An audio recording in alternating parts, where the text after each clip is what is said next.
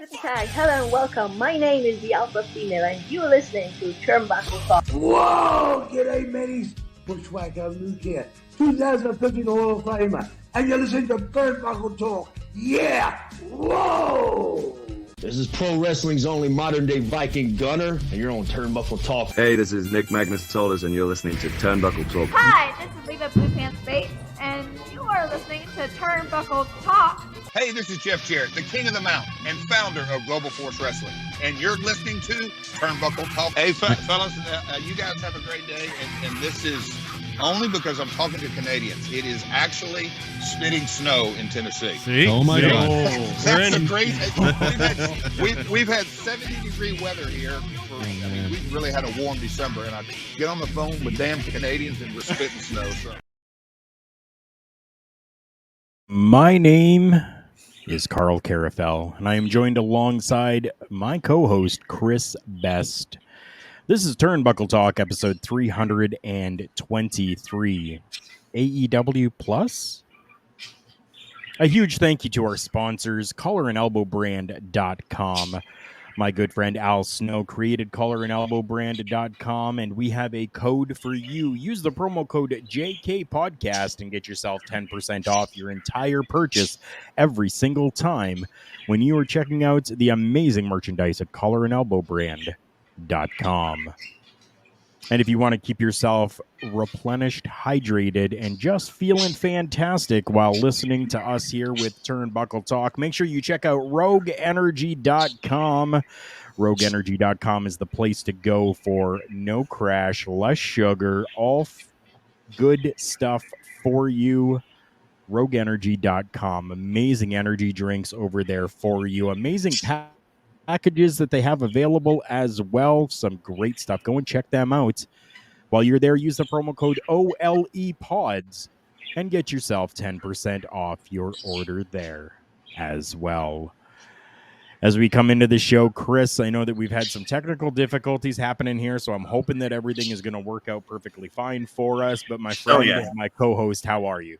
I'm doing pretty good, and let's just say to our listeners, our viewers, the technical difficulties were very similar to OMDs from a couple weeks ago. Very, very similar. But no, I'm doing great. A lot of stories we've got to unravel here. I got several opinions on one of them right now. So, well, that one you're going to have some time to be able to think about, as that's going to be our final topic of the night. You know?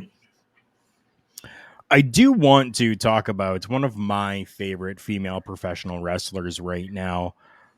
Somebody who is with Impact Wrestling, somebody who has been doing amazing things over there, and I absolutely love this woman. I'm talking Deonna Purrazzo. Right, JJ? Any more technical problems? We riot. I felt like doing that today, my friend. Oh, my goodness. My work day. He looked like he was about to punch a hole through the computer. Oh, you ever see that video with the guy that's watching that little thing go by and then scary face pops up and he punches through the screen? Like, that's exactly how I was watched feeling. That this morning. Oh, that's exactly how I was feeling. The work day was absolutely nuts, crazy, and absolute crap. But I'm here with you. I'm here with my friends. And this is what matters. This is my de-stressor. Because I know that after I'm done the show, I have myself a nice poutine that I have available for me to eat so that I get some nourishment into my body. But nobody nourishes my soul as much as Deonna Purrazzo. Yeah, Before I get into this, I want to know your thoughts on Deonna, because I know she can be...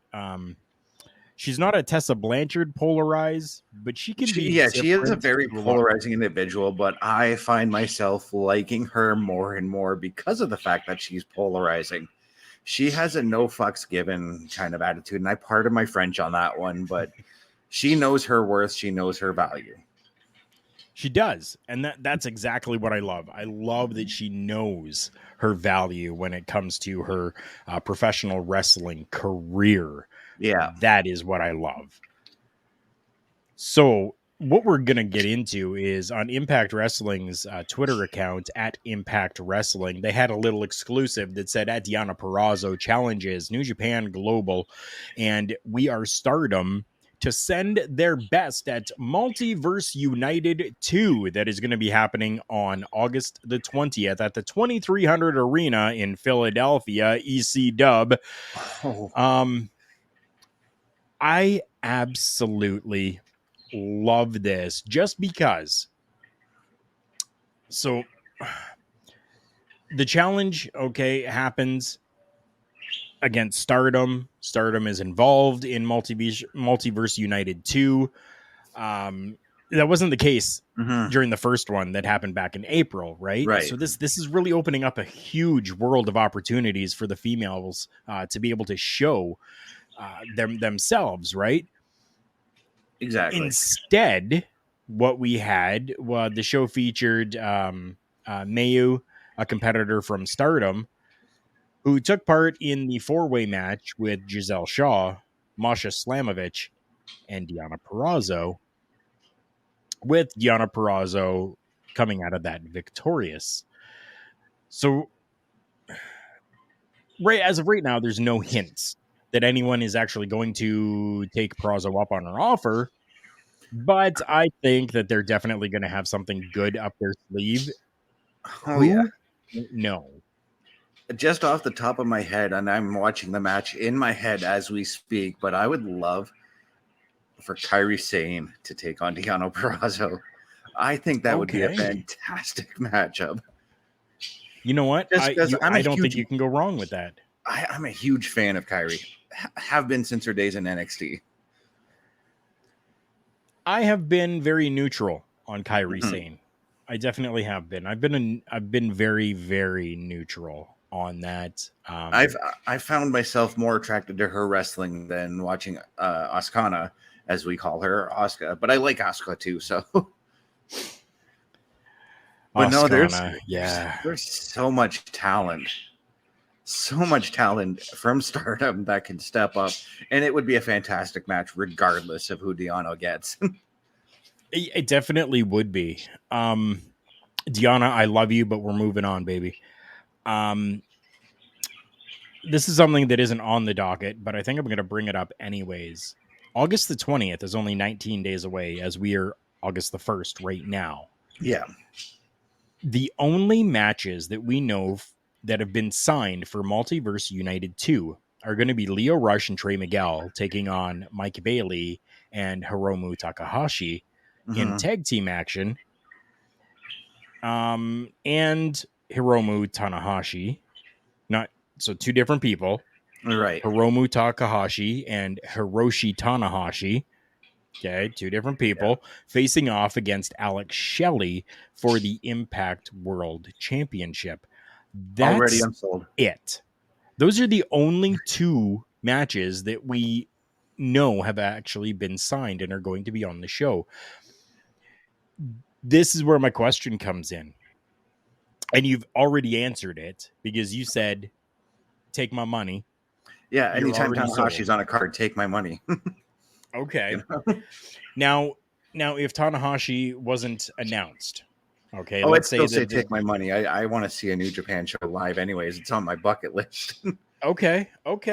Totally understandable. For a lot of other people, seeing something like this where there is only two matches that are actually announced for a show is kind of a very drawback for them, where they're going, I want to know what's happening. I want to know what's going on the show before I'm willing to spend the money for it. Yeah. And with only having a tag team match and the Impact World Championship match that's been announced, do you feel that there is enough time for a build up or for them to announce all of this to us? No, not really. I mean, 19 days is not a long time at all.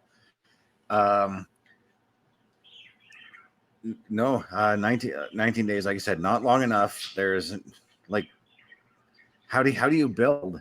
How do you build these potential matches that are coming up? It's going to be a lot like I want to say back in 2013 when WWE used to be like, here's 3 matches we're going to have at the pay-per-view. And then suddenly all these other matches are at the last minute, which were just garbage. And I'm comparing the build between what's going on between Impact and New Japan and what AEW and New Japan did. Now, there was an actual build, and I was excited for Forbidden Door. Really? Yeah. But with a lack of a build, a lot of the we're going to still see the hardcore fans, especially in the 2300 arena. Right. We're still going to see the hardcore fans order the show on pay-per-view or wherever it's going to be airing. Right. But the part-time fan, that's where the problem lies. Those ones aren't going to be the ones that are, those are going to be the ones that are going to maybe skip the show because there's not enough build to it. Not enough reason to care for what's going to happen at this show. Right. I don't know. For me, I've always enjoyed Impact Wrestling. Yeah. So I think that it would be absolutely fine for this. Like, still, I'm invested in it just because it is Impact Wrestling. But at the same time, if I remember correctly, One Night Stand, ECW One Night Stand, both the first one, I remember only a handful of matches being announced and then us being surprised with the matches, but that was more of a nostalgia pay-per-view, really. Right. Yeah, it definitely was more nostalgic. 100%. So, I mean, that kind of offers a little bit more, right? Because of that nostalgia. With this, there really isn't any nostalgia with the Impact and the multiverse, right?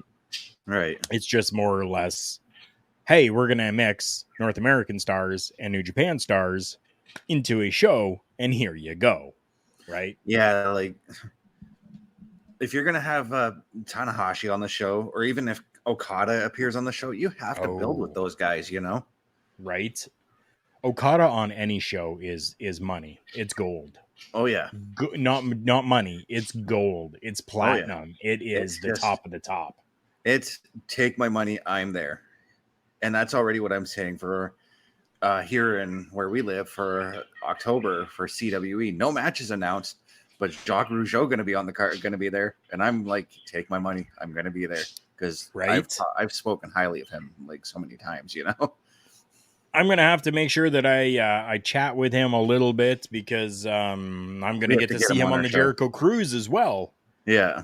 So maybe I could work out something with him to maybe secure an interview with him and after the cruise and everything, just so that we can talk about CWE and the Chris Jericho Cruise. I think that would be cool. I think that'd be awesome. Cool. That would be very awesome. I think it's a possibility. I think I might be able to do it. So this show, with no build-up, is still, I think, in my opinion, going to be a moneymaker. And it's going to have people wanting to see it. Let's talk about another show. Oh, yeah, go ahead. Like already, you said Tanahashi, and I'm like, take my money because I'm a huge fan of him and Okada. They're my 2 favorite guys in New Japan right now. So. Okay. There you go. Both of your favorites are going to be on the show, and you know it's going to be good. Yeah. I want to talk about another show. I want to talk about a show from the WWE. Yeah, we're going to have 2 shows that we're talking about with the WWE tonight, but the first one I want to talk about is going to be apparently a spectacle. And if you guys have not heard as of yet, the WWE is going to be returning to India for the first live event in 5 years with a show that they're going to be calling Superstar Spectacle. I know that Big Joe would probably have a lot to say about the WWE going to India. And since he's in the chat saying, good evening, guys. Good evening to Joe. You, my brother. I want to hear your thoughts on this, Big Joe. So the article that I'm reading here from our good friends over at Wrestling Inc. and Eric Mutter says it's been a year of WWE doing big shows internationally, with Backlash and Money in the Bank happening in Puerto Rico and the UK respectively. Sorry, let me say that again. In Puerto Rico and the UK respectively. Mm-hmm. As well as record-setting live events in Mexico in July. The promotion is not done exploring foreign interests, and they're going to run their first ever event in a certain country for the first time in nearly 6 years. Not first ever, their first event in India in 6 years. The WWE actually announced it that they will be returning on September 8th for a live event called Superstar Spectacle. The show is going to come from the GMC Balayogi Indoor Stadium in Hyderabad, India. I hope I said that right. I apologize if I did not.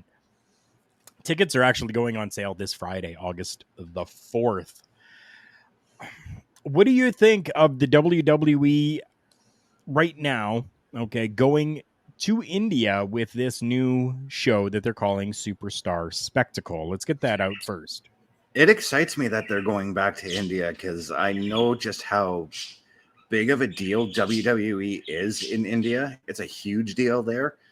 Right. They need to bring out your East Indian stars, though. They need to bring Veer Mahan. They need to bring Indu Share as a whole need to be there. Jinder Mahal needs to be there. Great Khali needs to be there as well for that ticket seller because he is a huge draw in India. Yeah, huge. Yeah, oh yeah. Yeah. But no, I'm very excited that the Indian people are getting WWE again. And I, for one, kind of want to see this on the network. I think it probably will be. I don't see why not. I'm hoping that it will be anyways. This is something that has been actually planned and in the works for quite a while now. The Superstar Spectacle was originally planned for January of 2023. The event... That's right. Right? But the event had to be postponed. Yes. There was a merger involving Sony Sports News, WWE's partner in India. So there was a merger that was happening with that new company. So they had to postpone the show. Yeah, that's right, because they weren't sure about their TV deals in India as well. Right. Because of that. Right. 100%. They weren't sure about them at all. So it's still too far out, I believe, for a card to really be announced for this. Right. Because, I mean, right, 100%. But they have, as of right now, advertised Seth Rollins, Rhea Ripley, Kevin Owens and Sami Zayn, Gunther, Mahal, Veer, and Sangha of Indashir. Yeah. And that's it. Already, it's going to be a sellout, though, with those names attached. Because of, again, how big of a deal the WWE is in India. It's a huge deal there. It is. It is absolutely huge. There is no reason why it won't sell out. I mean, we're very spoiled in, I will say, North America, right? Yeah. I'll include Canada in there. There are several times that if we wanted to travel, we could go and see an event, right? I mean, this Saturday, we ourselves have that opportunity, but we can't do it, obviously. No, cannot right now. But yeah, like Detroit is not very far away from us where a SummerSlam is happening. So, I mean, we have those options and the availability to be able to go and see shows. They don't. Puerto Rico doesn't. India doesn't. Europe doesn't. Asia doesn't. Australia doesn't. They don't get those opportunities. Can I say, like, with all these international shows happening, that I'm glad that we are now putting emphasis on the world in world wrestling entertainment. It is about time. It's about damn time. Yeah. Yeah. Yeah, it is. It definitely is. And I love that. I love that. Going to Puerto Not to Rico, mention- going to the UK. Yeah. There's only more. There's only more that they could go to. And it's Right. making me so much more excited to see these new arenas, because I've always been a fan of different looking venues for WWE shows. Okay. That's why I love the Puerto Rico show, because it was a different looking venue. I'm looking forward Right. to the Raw in Quebec City, even though the Videotron Arena kind of looks still like your standard arena. It's the crowd I'm looking forward to seeing for that show. Oh, totally understandable. Totally understandable there. The crowd is going to be electric. Yeah. 100%. 100%. 100%. Huh.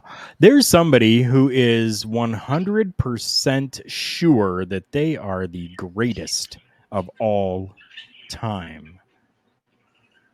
When it comes to managers, at least. We are looking at Paul Heyman. Paul Heyman recently did an interview, and there was some pretty big statements that he made on this interview itself. He says, "I am the GOAT. I am the greatest of all time. Undisputed." Bobby the Brain Heenan was brought up. Paul Heyman decides to say, screw him. He's dead. God doesn't enter my prayers. Wow. Yeah. Yeah. How do you feel about that, first off? Okay. Oh, God, does it ever hurt that he said that? Because Bobby Heenan is my greatest manager of all time. Okay. And for Heyman to say that about Paul was a bit disrespectful. He might have been saying it in character because he did have that look. I know how Paul looks when he's not in character versus when he is in character. Yeah. So, but I'm at the pretty same sure time, this was a character. Sorry, what'd you say? I'm pretty sure this was character. Yeah. But at the same time, Paul isn't far off from saying that he is the greatest. He's definitely got to be in that top 5 when you talk about the greatest managers of all time. No doubt. Yeah. No doubt. But I'm betting that when the cameras shut off and he's like, he probably was like, did I really just say screw Bobby Heenan? Because I know that Paul Heyman actually holds a lot of respect for Bobby. He does. Yeah. 100% he does. Yeah. So let me continue on then with the statements that he made here. He says, "Want me to prove to you that I'm the GOAT? I'm with him." Motions over to Roman Reigns. "Why would he settle for anything less than the GOAT? He's the tribal chief. He's the biggest box office attraction, not only of sports entertainment, but of sports entertainment." Sorry, I read that wrong. Not only of sports or entertainment, but of sports entertainment. He has smashed every box office record that the WWE has ever had, not just domestically, but all over the world on a global basis. He's done it in Saudi Arabia. He's done it in the UK. He's done it in Mexico. He's done it in Canada. He's done it in the United States. He continues to do it on SmackDown every Friday night, just topping the previous Friday nights. Why would he settle for anything less than the absolute best? Okay, so as far as the sellouts, Bruno Sammartino would like to have a word with him. Yes. But saying that Roman's been on SmackDown every Friday night, that is so far from the truth as well. Right. I mean, yes, he is selling the tickets when he's announced for SmackDown or for whatever house show they're doing or PLE. But as I said, Bruno Sammartino, Hulk Hogan, Stone Cold, they would all like to have a word with Roman. Right? Right? I think we could even include Shawn Michaels in there. Oh, yeah, Shawn too. Brett. Ric Flair. Brett here in Canada especially, actually. Right? Anytime that Brett was on a card in Canada, sell out for sure. I'm okay with this, with the words that came out of Paul Heyman's mouth, because that is what a good heel manager would do. And I don't know for sure, but I do believe that if the roles were reversed, that Bobby the Brain Heenan would say exactly the same thing. Heenan would tell him to say that, you know? Well, I think if the situations were different, where Paul Heyman was back then, and Bobby Heenan is now, that Bobby Heenan would say the exact same things about Paul Heyman, he would. Right? Yes, he would. Both guys have the same kind of mentality when it comes to managing. Paul Heyman, yes, he is. I would like to rephrase a little bit of what I said earlier. He is amongst the greatest of all time, but he's also probably the greatest manager of the modern era of wrestling, I would say. Okay, that I can get behind. Definitely. Paul Heyman, big words for a big man. Never, never, never disappoints when it comes to the shit that he does and what he says. No, I absolutely love it. He speaks his truth, and half the time he's right, you know? Well, that's exactly it. Like, he not only can he do the talking, not only can he spit the truth, but he can back that up as well. And he knows that fine line. Yeah. He knows that line. Paul Heyman is a wrestling genius. Oh, yeah. He knows. He knows that he needs to be careful with his words, and if he does say something, that he is going to have to back it up at some point, and he will always have that backup in the back of his mind, ready when needed. Like there's been times where he's been called out on his BS, and he would clarify what he means by what he said, you know what I mean? And there have been times he's apologized for some controversial remarks he's made. Right? That's all part of being human, and that's all owning up to your mistakes. I was just going to say he owns up to it. And if you can't do that, don't be in the business. Nope. If you can't own up to your mistakes, don't be in a profession where you are going to be subjected to ridicule of the people. Because the people are always going to ridicule. No matter what. Yep. There's always going to be detractors in the business. Oh yeah, there is. There's always going to be that one person that's trying to get underneath their skin, or trying to sway other people's views over to theirs of a negative fashion. That always happens. It does. There's no negative talk that I've heard as of yet, though, when it comes to this PLE from the WWE happening this Saturday, known as SummerSlam. On the July 28th episode of SmackDown, it was announced that a SummerSlam Battle Royal would take place at the event, and it would feature male wrestlers from both Raw and SmackDown. I'm sure, right? I didn't know about that. I didn't hear that, the Raw SmackDown part. I thought it was... Right? Yeah. That kind of changes my perception on the Battle Royal a little bit. Yes. Still don't know how many people are going to be in this Battle Royal. Is it going to be a 10? Is it going to be a 20? Is it going to be a 50? Is it going to be... What is it? We don't know.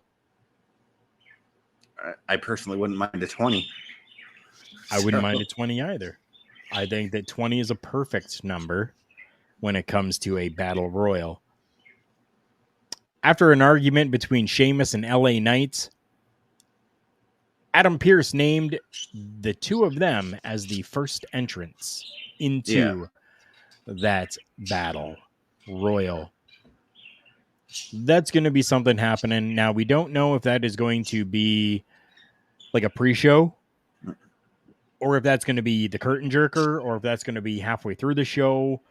No idea as of yet. All we know is that it will be happening. We're just going to go through the card here real quick. Give a couple quick little blurbs who you think is going to win.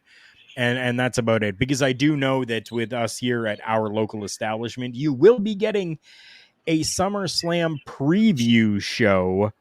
And we don't want to step over those toes, but we just want to make sure that we're covering this super quick to give you just a little appetizer, a little taste of what is to come. We're going to have Ronda Rousey versus Shayna Baszler in an MMA rules matchup. We did talk about this a little bit last night on the Raw watch along. Yeah, and I went back and watched that, and I got to credit OMD because he's the one who called it and said it was going to happen. And I'm like, I watched it back, and I'm like, OMD got something right. Right. Mind blown. Love you, but OMD, if you're listening. I'm slightly more invested in this now. Oh yeah, me too. And I'm not a fan of Ronda Rousey. I haven't really been a fan of Shayna Baszler. Shayna Baszler, I think, is worlds ahead of Ronda Rousey when it comes to professional wrestling. Yes. But it's an MMA rules match, which is more Ronda Rousey's territory. So Shayna's been through the MMA circle as well. So yeah, she has been, but not to the notoriety of the Ronda Rousey. No. Right? No. So it'll be very interesting. It'll be very, very interesting, but because of the rumors of Ronda being on her way out, I'm going with Shayna. I have to go with her because they need to push her right now. And if they need to push her to the point where she's going to threaten Rhea's title reign. Okay. You know, you and I are on the same wavelength with that. That is, Rhea Ripley has gone through so many people. But what about a name like Shayna Baszler to kind of come up and give her that run for her money? I think that that's absolutely perfect. And that's kind of where I was going with that as well. Shayna Baszler winning this matchup is prediction from myself to move on and have a program with Rhea Ripley and be that person that you figure is going to take the championship off of Rhea Ripley. Right. Singles match for the WWE Intercontinental Championship. Drew McIntyre will be taking on Gunther, the champion right now.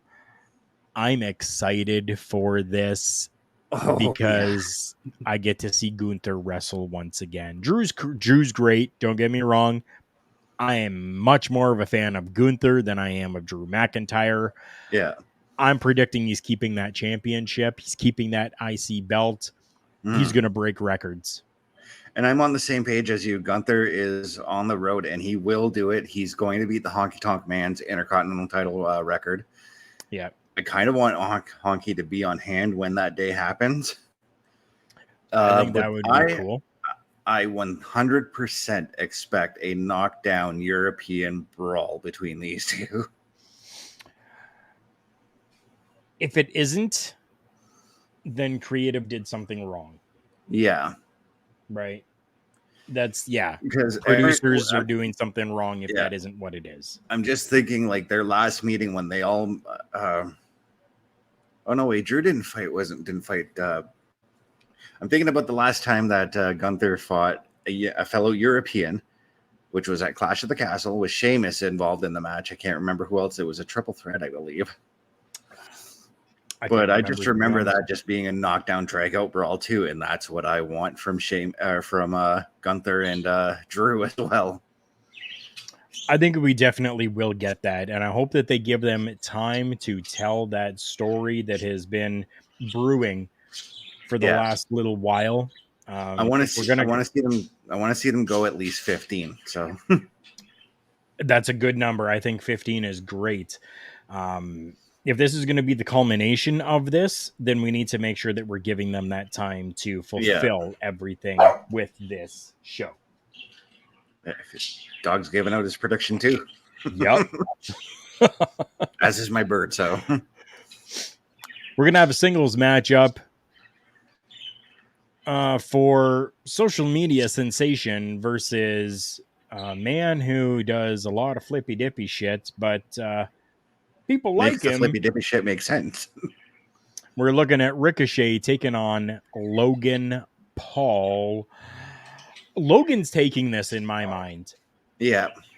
100%. Not to make Ricochet look bad, but to help promote Logan Paul and a partnership for him and the WWE to continue to put the WWE back out into popular culture. This is a perfect way to do that in my books.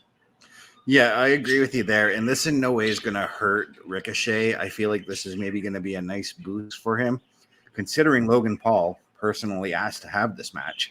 Right. This is going to be a very highly athletic, technical, high-flying match based off the spots that we saw them do at Money in the Bank and the Royal Rumble. I kind of want to see what's the next big spot that they do. I'm very excited about that.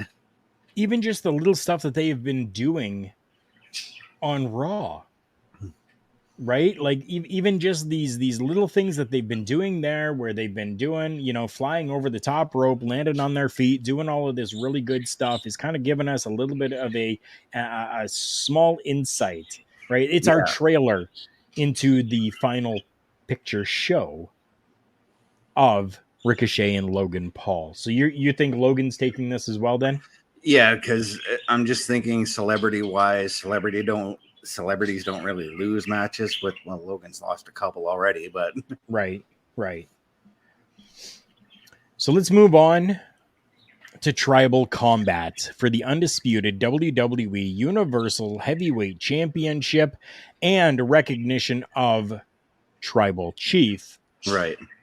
Obviously, Roman Reigns is who we're talking about, who's going to keep that championship by defeating Jey Uso. I'm not seeing Jey Uso as being the person to take the championship off of Roman Reigns, although I would be okay with it. What are your thoughts? I was just going to say the same thing. Roman's going to take the win, but I keep going back to Roman's very first title defense at the start of this reign, which was Jey Uso.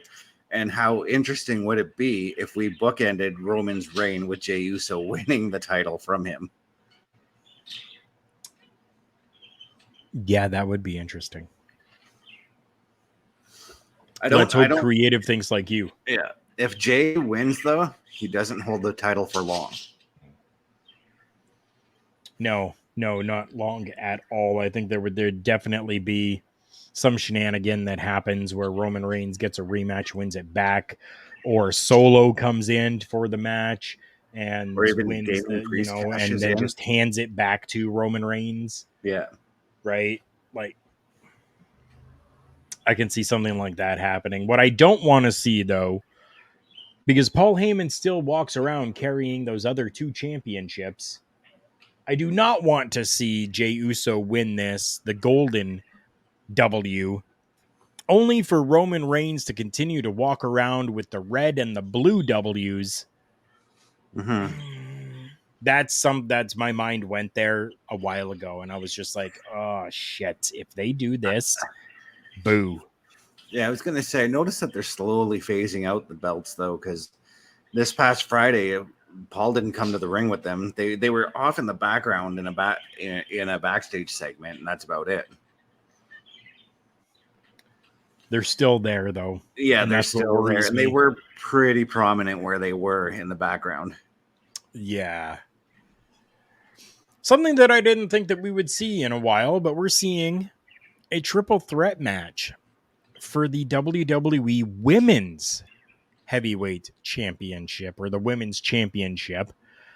The champion, Asuka, will be taking on Charlotte Flair and Bianca Belair. What? My first question is, why the holy hell is Charlotte Flair included in yet another title match when she was gone for so long, came back? What has she done? She's done nothing but want to just get into this title opportunity and bitch and moan her way in there and go, I'm a Flair. I'm sorry, I cannot stand Charlotte Flair. As long as Charlotte doesn't win, I will be happy, because Bianca actually has a case for going after Asuka. Charlotte doesn't. There's Charlotte's no build for this. How long is she? She's been off our screen for a long time before she came back.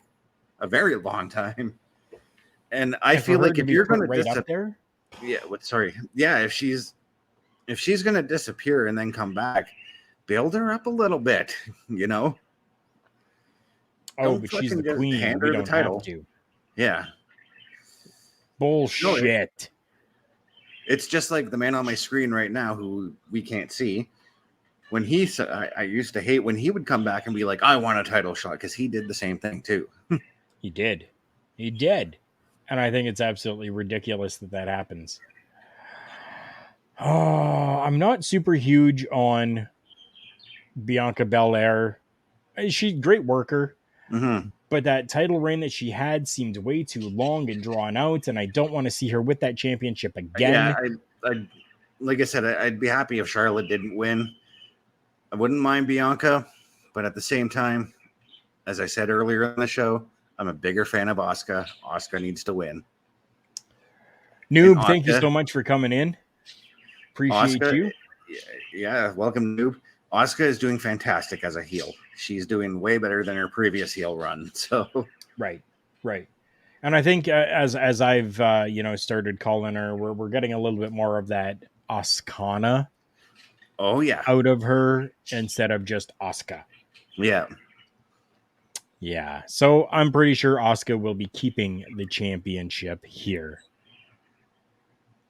This one has me a little worried and concerned.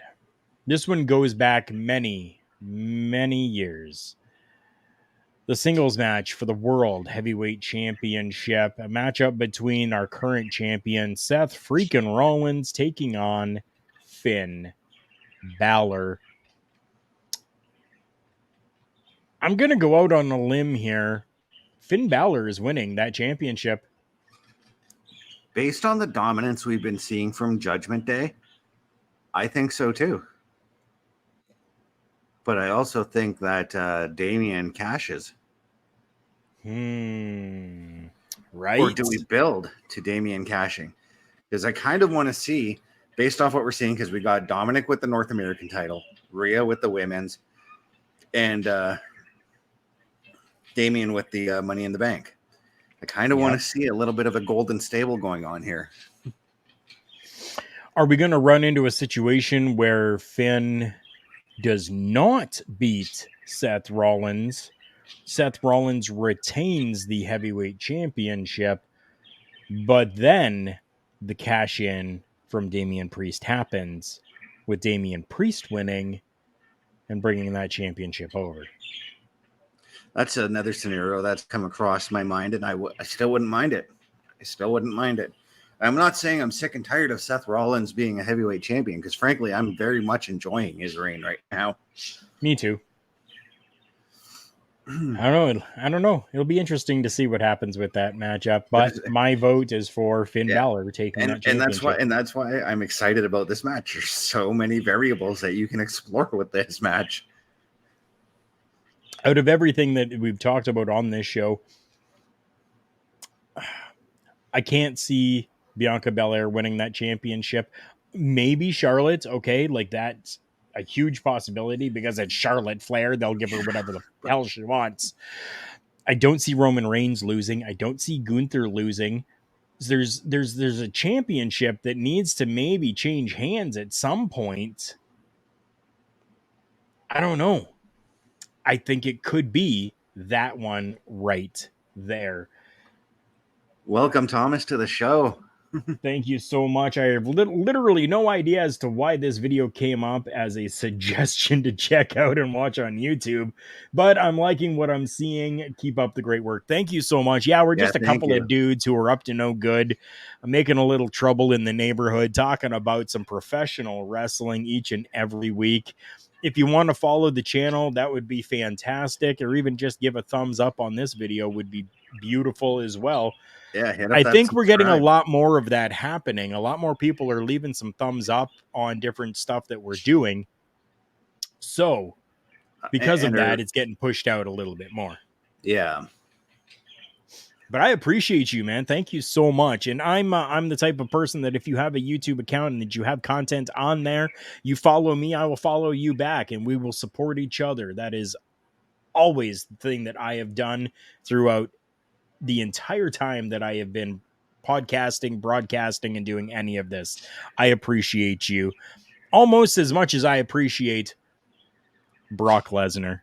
I love that man. Oh yeah, I love Brock Lesnar. Okay, but for me with Brock though, at one point he did have go away heat with me, but he managed to turn that around. Right?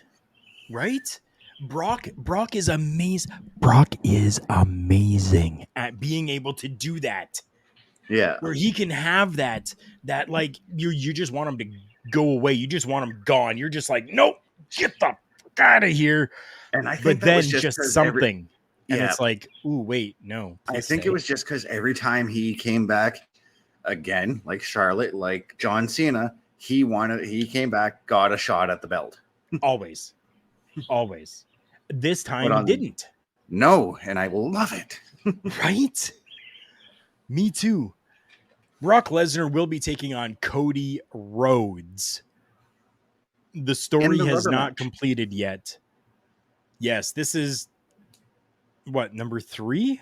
Yeah, this is going to be their rubber match. Number 3. They are tied 1 apiece. I'm very torn with this. Cody Rhodes is great. I have very much respect for that man. Brock Lesnar has always been a favorite of mine to watch. Cody Rhodes is winning this. There, I've said it. Yeah, Cody has to win this because Brock is going to disappear for a little bit after SummerSlam. He usually after SummerSlam disappears and doesn't come back till the Rumble. So right. But yeah, he needs to disappear, and then maybe we start building to Cody and the winner of Seth and Finn for the World Heavyweight. Okay, I could see that. I definitely could. Because it has been confirmed by one Mr. Colahue, Survivor Series is having War Games. So, yes, Cody captaining a War Games team against Judgment Day. Okay. That could be real interesting too. And it makes sense for Cody because it's Dusty's creation. Exactly.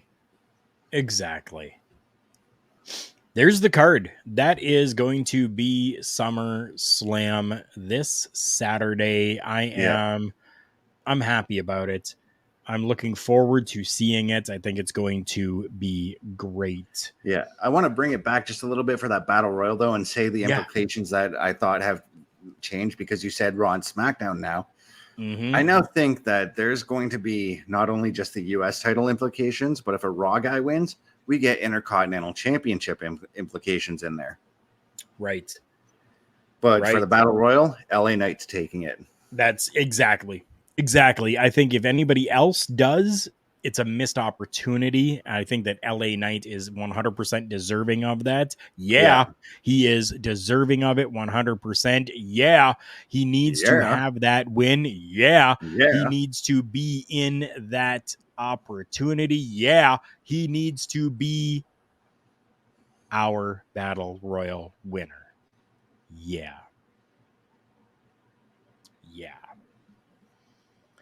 Before we get to our... Oh, hold on here. We have a comment. Yeah, Thomas, thank you so much. Says, who would have ever thought we would see the next big thing, Brock Lesnar versus the American Nightmare, Cody Rhodes, having a trilogy of matches together, AEW versus WWE at its best. You're not the first one to have said that. I have heard that from numerous different people who have made the comparison of AEW versus WWE when it comes to Cody and Brock Lesnar. So there are a lot of like-minded people out there. You are one of them. You are one of them. That's amazing. So I got to ask you, early prediction. What is going to be your match of the night? Gunther and Drew. I think that's going to be my match of the night. Yeah, it's a very tough pick for me, but I got to go because of the fact that their previous two matches, Cody and Brock, have been nothing short of extraordinary. This third one's going to be just as good, I think. Oh, yeah, it definitely is. 100% it is. If they do some stupid shit with Gunther and Drew and it only goes like 5 minutes, then of course that's not going to be my match of the night. It can't be then because I like professional wrestling. I don't want to see bullshit happening on my screen. I want to see professional wrestling. And these are two of the best in Gunther and Drew McIntyre to step inside of that ring for a European style. Give us that, please. Allow my viewing pleasure to be European style professional wrestling out of these two men. That will make it my match of the night. And what a missed opportunity for SummerSlam right now is that we don't have Becky and Trish on the card. We do not. But it is the WWE and professional wrestling where we always say never say never. I mean, for all we know, it could be announced right now on NXT or on SmackDown, you know? It could be. It definitely could be. Before we get to our final topic of the night here, we've already gone 52 minutes, and I didn't think that we were going to today, but we've already gone 52 minutes. That is insane. You see that I'm wearing a Turnbuckle Talk shirt here. If you guys are interested, you can find Turnbuckle Studios merchandise at carlcarafel.redbubble.com. It is in the ticker down below for you. We'll leave that there for a moment. There is stuff from Turnbuckle Talk, the Raw Watch Along. There will be more merch added for that. Paramindful that I am a part of as well. The Boar's Nest with Bubba Duke. And just some random fuck the Remsburg stuff too for you because I hate Remsburg. Yeah, Bryce, I'm talking to you. I'm not a fan. Okay, fuck the Remsburg. Yeah. And that's language that I typically don't use on this show. You're welcome. If you want to, go and check that out. Every little bit that does go into that does come back to me and into these programs that I do. If you were a fan of comics, Funko Pops, board games, card games, collectible pieces, or anything like that, check out my friends at Invasion Comics and Collectibles, invasioncnc.ca. Go there, check them out. If there is something there that you want to purchase, you can always use the secure checkout that is available there for you. Take a look at what my buddy Shelby has there if you're interested in comics and collectibles. I just want to point out something I just saw on NXT right now, and I thought it was quite funny. We have Tiffany Stratton on my screen right now, and she's doing makeup tutorials through TikTok, and it's coming across like Dashing Cody Rhodes. Really? But it's really fun. It's really interesting, though. She's doing the whole bitch Barbie, basically. You know what I mean? Right. I think that's a great thing, especially to capitalize with the Barbie movie that just came out, right? Yeah. Perfect capitalization on that. I know you've got a lot of thoughts on this, and AEW seems to want to capitalize on something as well. There is the trademark that has been filed by AEW for AEW Plus. That was filed on July 24th. So what it says is down below that I'm going to read. AEW Plus trademark registration is intended to cover the category of streaming of professional wrestling entertainment video material on the internet. Says, as we build a great library of historical content, it presents more and more opportunities for a potential fast, free, ad-supported streaming television entity, according to Tony Khan. Mm-hmm. Free, ad-supported streaming television. That's a big thing. That's a huge kicker for me, that they are going to look at AEW Plus as a fast entity as opposed to a pay service. So, with that knowledge, what thoughts do you have right now? I mean, does this mean we're going to get the pay-per-views for free on the streaming service as well, or what does it mean for pay-per-views? Good question. Yeah. Reports emerged earlier this summer that Warner Brothers Discovery was looking to expand the pay-per-view calendar for AEW, considering the precedent set by other professional wrestling streaming services like New Japan and WWE. Wrestling fans would likely expect to get AEW pay-per-views on Fight Plus without an additional charge. So AEW launching a streamer would indicate confidence that their potential subscriber count would yield more revenue than their pay-per-view buys. But you see, I don't know how, because now they're saying, oh, subscription-based, if you want without all the commercials, would be around $10 a month. And $10 commercials for the free service. Apparently, what they're looking at is $10 a month, which will include the pay-per-views, which is what the WWE network was before. Yeah. For us in Canada, at least, I had it at $9.99 for a while, and then it went to $14.99. Right? Yeah. So, given that number, for them to really get the revenue that they would need, they would be looking at 312,000 subscribers paying $10 a month. Do you think that is feasible? I don't know. There's a yes and no to that, because the hardcores are going to pay for the subscription service. Part-time fans, not so much. I'm just wondering if they have enough content, though. Like, I know they have ROH's content and theirs. Right. And that's pretty much it. But they could include heels. Oh, that's right. They could even throw up RJ City's show that he does on YouTube. Yep, 100% they could. They could even get a hold of Turnbuckle Studios, and we could do some content for them as well. I mean, WWE contacted Conrad. Why can't they contact us? Why can't AEW contact us? I'm pretty sure AEW can and should. Oh, yeah. So, but no, at $10 a month, would you buy a subscription? I think I would, just because I already have a hard time accessing NXT pay-per-views or AEW pay-per-views. AEW pay-per-views. So this would be very easy for me to get them. Right.